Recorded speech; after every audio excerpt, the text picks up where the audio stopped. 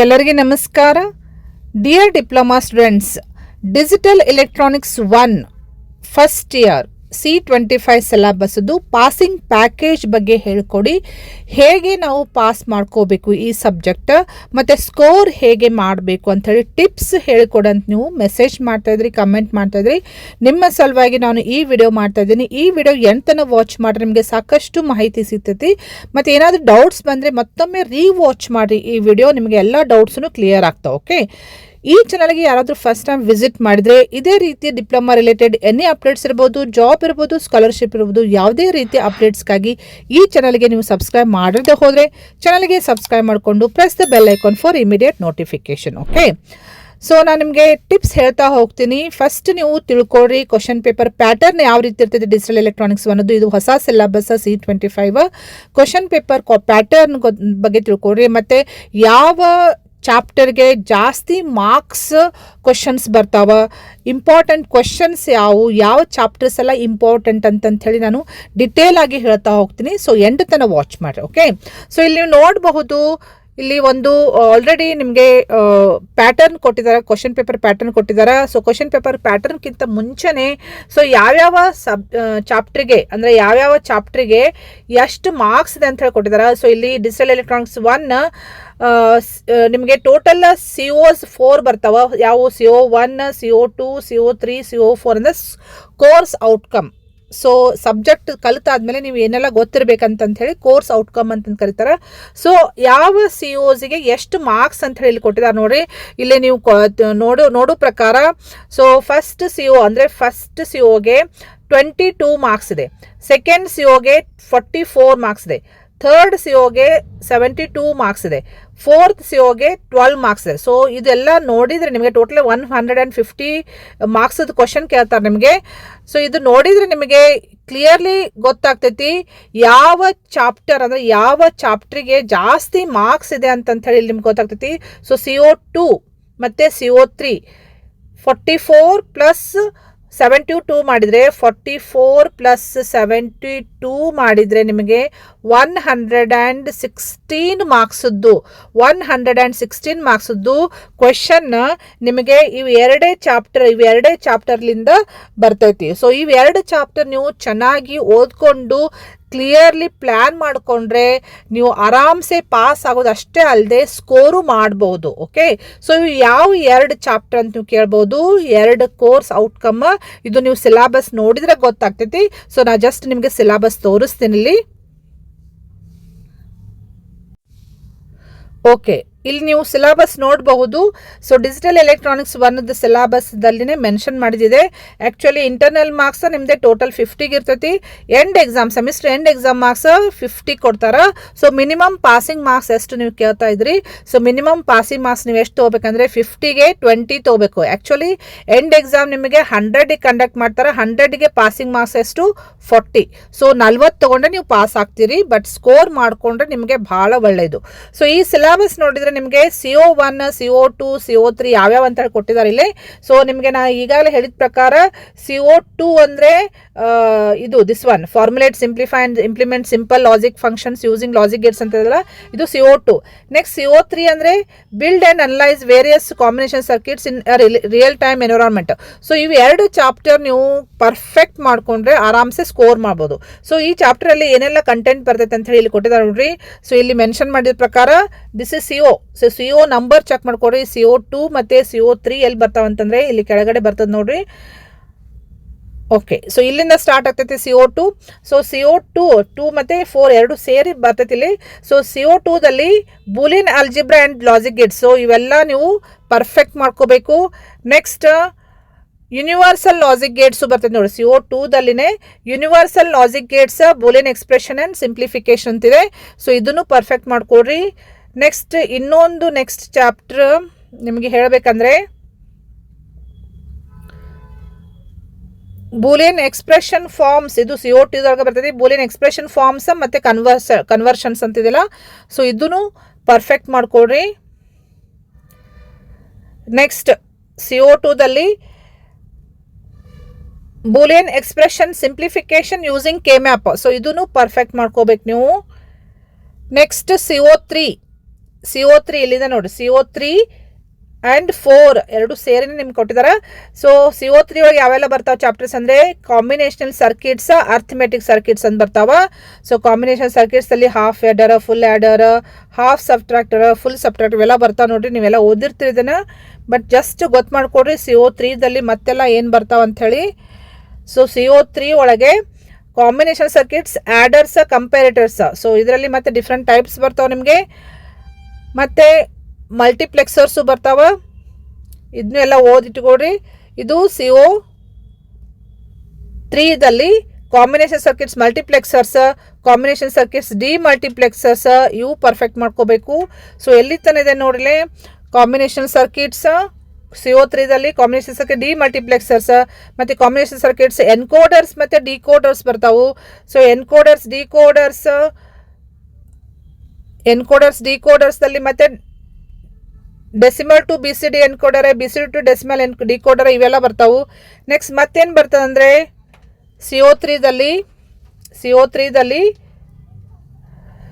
7 segment display. So ಇವೆಲ್ಲ so till 13th week. So ಇವನ್ನೆಲ್ಲಾನು ನೀವು ಸ್ಟಡಿ ಮಾಡಿ ಇಟ್ಕೋಬೇಕು ಪರ್ಫೆಕ್ಟಾಗಿ. ಇವನು ಓದಿದರೆ ಕ್ವಶನ್ ಪೇಪರ್ನಲ್ಲಿ ಕ್ವಶನ್ಸ್ ನೀವು ಆರಾಮ್ಸೆ ಆನ್ಸರ್ ನೀಟಾಗಿ ಬರೆದು ಸ್ಕೋರ್ ಮಾಡ್ಬೋದು. ಸೊ ಕ್ವಶನ್ ಪೇಪರ್ ಪ್ಯಾಟರ್ನ್ ಯಾವ ರೀತಿ ಇರ್ತೈತಿ ಅಂತ ಹೇಳಿ ನಿಮಗೆ ನಾನು ಇಲ್ಲಿ ತೋರಿಸ್ತೀನಿ. ಸೊ ಇಲ್ಲಿ ನಿಮಗೆ ಈ ಟೇಬಲ್ ನಿಮಗೆ ಈಗ ಅರ್ಥ ಆಗಿದೆ ಅಂತ ತಿಳ್ಕೊತೀನಿ. So mainly you should focus on CO2 and CO3 ಅದು ಸಿಲೆಬಸ್ನಲ್ಲಿ ನೋಡಿ ನೀವು ಅದ್ರ ಪ್ರಕಾರ ಪ್ರಿಪೇರ್ ಆಗ್ರಿ. ಇಲ್ಲಿ question paper pattern total 3 model question paper pattern ಕೊಟ್ಟಾರ, ಮಾಡೆಲ್ ಕ್ವಶನ್ ಪೇಪರ್ಸ್. ಸೊ ಇವು 3 ಕ್ವಶನ್ ಪೇಪರ್ ನೀವು ಸಾಲ್ವ್ ಮಾಡಿದರೆ, ಪರ್ಫೆಕ್ಟ್ ಮಾಡಿಕೊಂಡ್ರೆ, ಇವನೇ ಓದಿದರೆ ನೀವು ಆರಾಮ್ಸೆ ಪಾಸ್ ಆಗ್ತೀರಿ ಅಂತ ನಾನು ಹೇಳ್ತೀನಿ. ಓಕೆ, ಸೊ ಇವು 3 ಕ್ವಶನ್ ಪೇಪರ್ ಬರೆದು ಪರ್ಫೆಕ್ಟ್ ಮಾಡ್ಕೊಡ್ರಿ. ಬರೆದು ತೆಗಿಬೇಕು ನೀವು. ಪ್ರಾಕ್ಟೀಸ್ ಅಂದರೆ ಬರೆದು ತೆಗಿಬೇಕು. ಆಮೇಲೆ ಅವನೇ ಓದಿ ಪ್ರಾಕ್ಟೀಸ್ ಮಾಡ್ಕೊಡ್ರಿ. ಪಾಸ್ ಆಗಲಿಕ್ಕೆ, ಸ್ಕೋರ್ ಆಗಲಿಕ್ಕೆ ಆಲ್ಮೋಸ್ಟ್ ನೀವು ಪ್ರಾಕ್ಟೀಸ್ ಜಾಸ್ತಿ ಮಾಡಬೇಕಾಗ್ತೈತಿ. ಎಲ್ಲನೂ ಬೇರೆ ಎಲ್ಲ CO1, CO2, CO3, CO4 ಅವನು ಎಲ್ಲನೂ ಓದ್ಕೊಂಡ್ರೆ ಆರಾಮ್ಸೆ ನೀವು 100ಗೆ 100 ಸ್ಕೋರ್ ಮಾಡ್ಬೋದು ಈ ಸಬ್ಜೆಕ್ಟ್ನಲ್ಲಿ. ಓಕೆ, ಸೊ ಪ್ಯಾಟರ್ನ್ ತಿಳ್ಕೊಡ್ರಿ first, model question paper pattern. So ಈ ಸಬ್ಜೆಕ್ಟ್ ನಿಮಗೆ ಆ್ಯಕ್ಚುಲಿ 100 ಮಾರ್ಕ್ಸ್ಗೆ ಕಂಡಕ್ಟ್ ಮಾಡ್ತಾರ. ಎಷ್ಟು ತಾಸು ಇರ್ತೈತಿ ಅಂದರೆ 3 ಅವರ್ಸ್ ಇರ್ತೈತಿ. ನೀವು 100 ಮಾರ್ಕ್ಸ್ಗೆ ಪಾಸ್ ಆಗಬೇಕಾದ್ರೆ ಮಿನಿಮಮ್ ಪಾಸಿಂಗ್ ಮಾರ್ಕ್ಸ್ ಎಷ್ಟು 40. ಸೊ 40 ತೊಗೊಂಡ್ರೆ ಪಾಸ್ ಆಗ್ತೈತಿ. ಲೆಸ್ ದೆನ್ 40 ಬಂತಂದರೆ ಫೇಲ್ ಅಂತ ಕನ್ಸಿಡರ್ ಮಾಡ್ತಾರೆ. ಸೊ ಮೋರ್ ದೆನ್ 40 ತೊಗೊಂಡ್ರೆ ನಿಮಗೆ ಭಾಳ ಈಸಿ ಆಗ್ತೈತಿ ಸ್ಕೋರ್ ಮಾಡಲಿಕ್ಕೆ. ಓಕೆ, ಸೊ ಇನ್ಸ್ಟ್ರಕ್ಷನ್ ಸರಿಯಾಗಿ ಓದ್ಕೊಡಿಲಿ. ಇನ್ಸ್ಟ್ರಕ್ಷನ್ ಫಸ್ಟ್ ಕೊಟ್ಟಿದ್ದಾರೆ for part A question. So part ಎದಲ್ಲಿ ಕ್ವಶನ್ಸ್ಗೆ ನೀವು ಯಾವ ರೀತಿ ಆನ್ಸರ್ ಮಾಡ್ಬೇಕಂದ್ರೆ only the first written answers will be considered for evaluation ಅಂತ ಹೇಳ್ಕೊಟ್ಟಿದ್ದಾರೆ. ಸೊ ಪಾರ್ಟ್ ಎ ಎಲ್ಲ MCQ ಕ್ವಶನ್ಸ್ ಮತ್ತು ಫಿಲ್ ಇನ್ ದ ಬ್ಲ್ಯಾಂಕ್ಸ್ ಬರ್ತೈತಿ. ಸೊ MCQ ಕ್ವಶನ್ ಆನ್ಸರ್ ಮತ್ತು fill in the blanks question answer ನೀವು ಫಸ್ಟ್ ನೀವು ಯಾವ್ದು ಆನ್ಸರ್ ಬರ್ದಿರ್ತಿರಲ್ಲ ಅದನ್ನೇ ಕನ್ಸಿಡರ್ ಮಾಡ್ತಾರೆ ಫೈನಲ್ ವ್ಯಾಲ್ಯೂಯೇಷನ್ಗೆ. ನೀವು ಸಪೋಸ್ ಇಲ್ಲಿ ಫಾರ್ ಎಕ್ಸಾಂಪಲ್ ಇಲ್ಲಿ ಎಕ್ಸಾಂಪಲ್ ಇದೆ ನೋಡ್ರಿ. First one, digital electronics deals with signals that are. So that are ಅಂತ ಹೇಳಿ ಕೊಟ್ಟಿದಾರಲ್ಲ, ಇಲ್ಲಿ continuous, discrete, analogue, random. Actually discrete ಅಂತ ಆ್ಯಕ್ಚುಲಿ ಆನ್ಸರ್ ಬರ್ತೈತೆ ನಿಮಗೆ. ಸೊ ಇದು ಡಿಸ್ಕ್ರೀಟ್ ಅಂತ ನೀವು ಫಸ್ಟಿಗೆ ಬರೆದ್ರೆ ಇದನ್ನ ಕನ್ಸಿಡರ್ ಮಾಡ್ತಾರೆ ಅವರು. ಸಪೋಸ್ ನೀವು ಫಸ್ಟಿಗೆ ರ್ಯಾಂಡಮ್ ಅಂತ ಬರೆದ್ರೆ ಅದು ಇದು ಬರೆದ್ರೆ ಆಕ್ಚುಲಿ ಇದು ರಾಂಗ್ ಆನ್ಸರ್. ನೀವು ರ್ಯಾಂಡಮ್ ಅಂತ ಬರೆದು ಆಮೇಲೆ ಡಿಸ್ಕ್ರೀಟ್ ಅಂತ ಬರೆದ್ರೆ ಸೊ ಅದನ್ನ ಅವ್ರು ಏನು ಕನ್ಸಿಡರ್ ಮಾಡ್ತಾರೆ ಅಂದರೆ ರ್ಯಾಂಡಮ್ ಅಂತಂತ ನೀವು ಆನ್ಸರ್ ಕನ್ಸಿಡರ್ ಮಾಡಿ ಇದಕ್ಕೆ ಮಾರ್ಕ್ಸ್ ಕೊಡಂಗಿಲ್ಲ. ಅದಕ್ಕೆ ನೀವು ಪರ್ಫೆಕ್ಟ್ ತಿಳ್ಕೊಡ್ರಿ. ಕ್ವಶನ್ನಿಗೆ ಆನ್ಸರ್ ಸರಿಯಾಗಿ ಯಾವುದು ಸರಿ ಅಂತಂತೇಳಿ ಕನ್ಫರ್ಮ್ ಆದಮೇಲೆ ಅದನ್ನೇ ಫಸ್ಟಿಗೆ ಬರೀರಿ. ಸೆಕೆಂಡ್ ಆನ್ಸರ್ ನೀವು ಸೆಕೆಂಡ್ ಥರ್ಡ್ ಹಿಂಗೆ ಬರೆದ್ರೆ ಅಂದರೆ ಈಗ ಡಿಸ್ಕ್ರಿಟ್ ಅಂತ ಬರೋದು ಆಮೇಲೆ ನೀವು ರ್ಯಾಂಡಮ್ ಅಂತ ಬರೆದ್ರೆ ಡಿಸ್ಕ್ರಿಟ್ ಅಷ್ಟೇ ಕನ್ಸಿಡರ್ ಮಾಡ್ತಾರೆ ಅವ್ರು.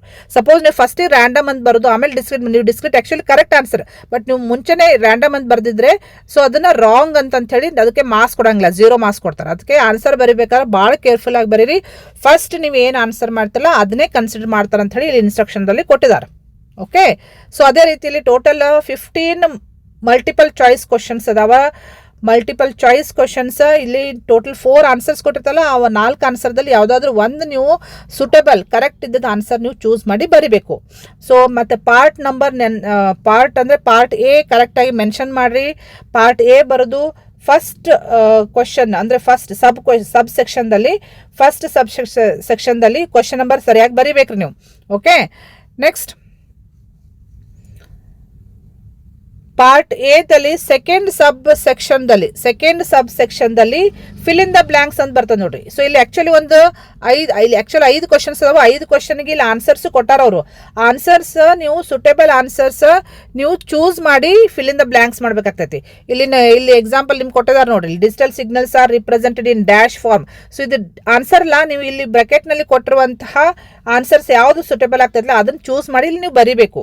ಓಕೆ, ಸೊ ನೀವು ಏನು ಬರೀತಿರಲ್ಲ ಆ ಆನ್ಸರ್ ಅವರು ತೊಗೊಂತಾರ. ನೀವು ಸೆಕೆಂಡ್ ಟೈಮ್ ಬರೆದ್ರೆ ಅದನ್ನ ತೊಗೊಳಂಗಿಲ್ಲ.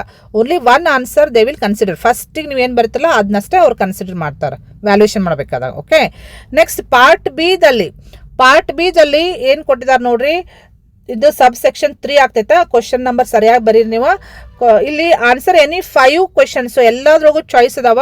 ನೆಕ್ಸ್ಟ್ ಪಾರ್ಟ್ಸ್ಗೆಲ್ಲ ಇಲ್ಲಿ any 5 questions out of 8. So total 8 question ಅದಲ್ಲ. 8ದಲ್ಲಿ ನೀವು ಯಾವುದಾದ್ರೂ 5 ನಿಮಗೆ ಯಾವ್ದು ಪರ್ಫೆಕ್ಟ್ ಬರ್ತದಲ್ಲ ಅದನ್ನ ಚೂಸ್ ಮಾಡಿ ಬರೀಬೇಕು. ಸೊ ಎಷ್ಟು ಮಾರ್ಕ್ಸ್ ರೀ? Each question carries 2 marks. So total 10 marks ನೀವು ಆನ್ಸರ್ ಮಾಡಲಿಕ್ಕೆ ಇಲ್ಲಿ ಅವಕಾಶ ಇರ್ತೈತಿ. ಓಕೆ, ನೆಕ್ಸ್ಟ್ ಪಾರ್ಟ್ ಸಿ ದಲ್ಲಿ ಇನ್ಸ್ಟ್ರಕ್ಷನ್ ನೋಡ್ಕೊಡ್ರಿ. ಪಾರ್ಟ್ ಸಿ ದಲ್ಲಿ ಏನು ಇನ್ಸ್ಟ್ರಕ್ಷನ್ ಇದೆ? ಸಬ್ ಸೆಕ್ಷನ್ 4 ಇದು.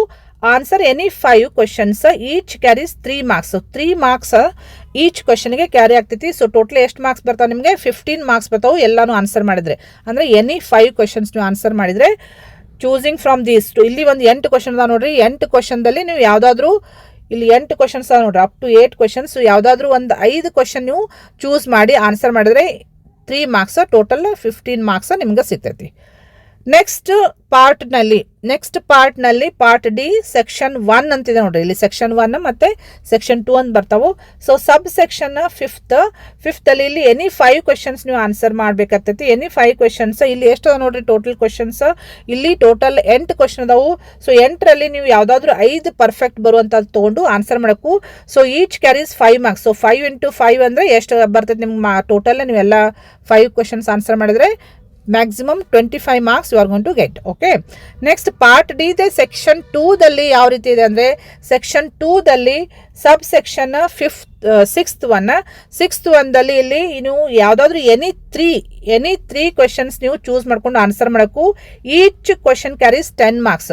ಸೊ ಮ್ಯಾಕ್ಸಿಮಮ್ ಮಾರ್ಕ್ಸ್ ಕ್ಯಾರಿ ಮಾಡ್ತೈತಿ ಇದು. ಸೊ ಟೋಟಲ್ 30 ಮಾರ್ಕ್ಸಿಗೆ ನೀವು ಇಲ್ಲಿ ಆನ್ಸರ್ ಮಾಡ್ಬೋದು. ಎಷ್ಟು ಕ್ವಶನ್ಸ್ ಅದಾವ ಅಂದರೆ ಟೋಟಲ್ 5 ಕ್ವಶನ್ಸ್ ಅದಾವ. ಸೊ 5 ಕ್ವಶನ್ದಲ್ಲಿ ನೀವು ಇಲ್ಲಿ out of 5 questions any 3 questions ನೀವು ಚೂಸ್ ಮಾಡಿಕೊಂಡು ಆನ್ಸರ್ ಮಾಡಬೇಕು. So when you are writing the question number ಭಾಳ ಕೇರ್ಫುಲ್ ಆಗಿರಿ. ಈಗ ಸಪೋಸ್ ನೀವು ಈ ಪಾರ್ಟ್ ಡಿದಲ್ಲಿ ಬರಿತಾ ಇದ್ದೀರ ಅಂತ ತಿಳ್ಕೊಡ್ರಿ ಸೆಕ್ಷನ್ 2. ಸೊ ಕ್ವಶನ್ ನಂಬರ್ ಬರಿಬೇಕಾದಾಗ ಪಾರ್ಟ್ ಡಿ ಮೆನ್ಷನ್ ಮಾಡಿರಿ, ಸೆಕ್ಷನ್ 2 ಅಂತ ಮೆನ್ಷನ್ ಮಾಡಿರಿ, ಆಮೇಲೆ ಸಬ್ ಸೆಕ್ಷನ್ ಮೆನ್ಷನ್ ಮಾಡಿರಿ. ಸಬ್ ಸೆಕ್ಷನ್ ಮೆನ್ಷನ್ ಮಾಡಿದಾದ್ಮೇಲೆ ನೀವು ಸಪೋಸ್ ಸೆಕೆಂಡ್ ಕ್ವಶನ್ ಆನ್ಸರ್ ಮಾಡ್ತಾ ಇದ್ರಿ, ಇದರಲ್ಲಿ 2 ಅಂತ ಬರೀರಿ. So part D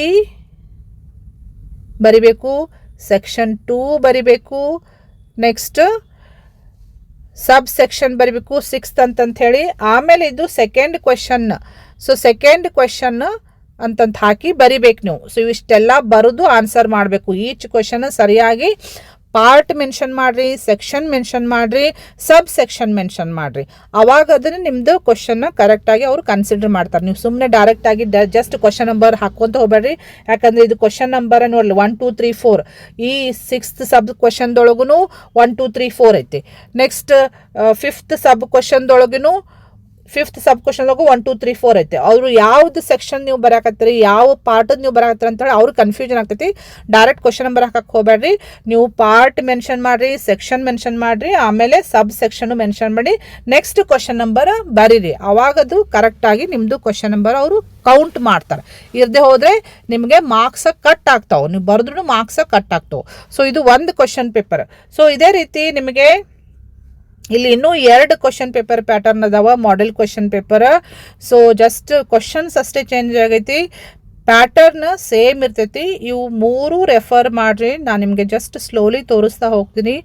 3 question paper model question paper ನಿಮಗೆ ಕೊಟ್ಟಿದ್ದಾರೆ. ಸೊ ಇದು ನಿಮಗೆ ಎಲ್ಲಿ ಸಿಗ್ತೈತಿ, ಎಲ್ಲಿ ಡೌನ್ಲೋಡ್ ಮಾಡ್ಬೇಕಂತಂತ ಹೇಳಬೇಕಂದ್ರೆ ಇದು ಆ್ಯಕ್ಚುಲಿ ಡಿ ಟಿ ವೆಬ್ಸೈಟ್ನಲ್ಲಿನೇ ಸಿಗ್ತೈತಿ. ಡಿ ಟಿ ವೆಬ್ಸೈಟ್ ಲಿಂಕ್ ನಾನು ಈ ವಿಡಿಯೋ ಡಿಸ್ಕ್ರಿಪ್ಷನಲ್ಲಿ ಕೊಡ್ತೀನಿ. ನೀವು ಡಿ ಟಿ ವೆಬ್ಸೈಟಿಗೆ ಹೋಗಿ ಅಲ್ಲಿ ಸಿಲಾಬಸ್ ಡೌನ್ಲೋಡ್ ಮಾಡ್ಕೋಬಹುದು. ಅಂದರೆ C25 ನ್ಯೂ ಸಿಲಾಬಸ್, ಡಿಪ್ಲೊಮಾ ಸಿಲಾಬಸ್ಸಿಗೆ ಹೋಗ್ರಿ.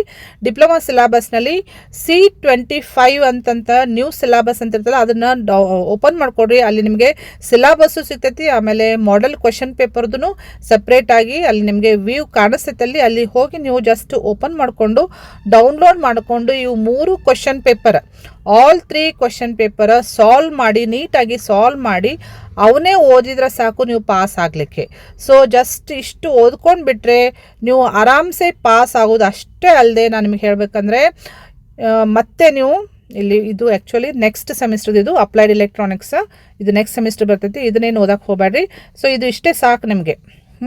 ಸೊ ಇವು 3 ಕ್ವಶನ್ ಪೇಪರ್ ನೀವು ಸರಿಯಾಗಿ ಓದ್ಕೊಂಡು ಪ್ರಿಪ್ರೇಷನ್ ಮಾಡಿಕೊಂಡ್ರೆ, ಪ್ರಾಕ್ಟೀಸ್ ಜಾಸ್ತಿ ಬರೆದು ತೆಗೆದ್ರೆ ನೀವು ಆರಾಮ್ಸೆ ಪಾಸ್ ಆಗೋದಷ್ಟೇ ಅಲ್ಲದೆ ಸ್ಕೋರು ಮಾಡ್ತೀರಿ. ಓಕೆ, ಸೊ ಮೇನ್ ಯಾವ್ಯಾವ ಇಂಪಾರ್ಟೆಂಟ್ ಚಾಪ್ಟರ್ಸ್ ಅಂಥೇಳಿ ನಾನು ಹೇಳಿದ್ದೆ ನಿಮಗೆ, ಆ ಚಾಪ್ಟರ್ಸ್ ಮೇಲೂ ಕ್ವಶನ್ಸ್ ಪರ್ಫೆಕ್ಟ್ ಮಾಡಿಕೊಡ್ರಿ. Okay, so I wish you all the best dear students. ಮತ್ತು ಈ ಮಾಹಿತಿ ನಿಮಗೆ ಯೂಸ್ಫುಲ್ ಅನಿಸಿತ್ತಂದರೆ ನಿಮ್ಮ ಫ್ರೆಂಡ್ ಸರ್ಕಲ್ದವ್ರಿಗೂ ಶೇರ್ ಮಾಡಿರಿ.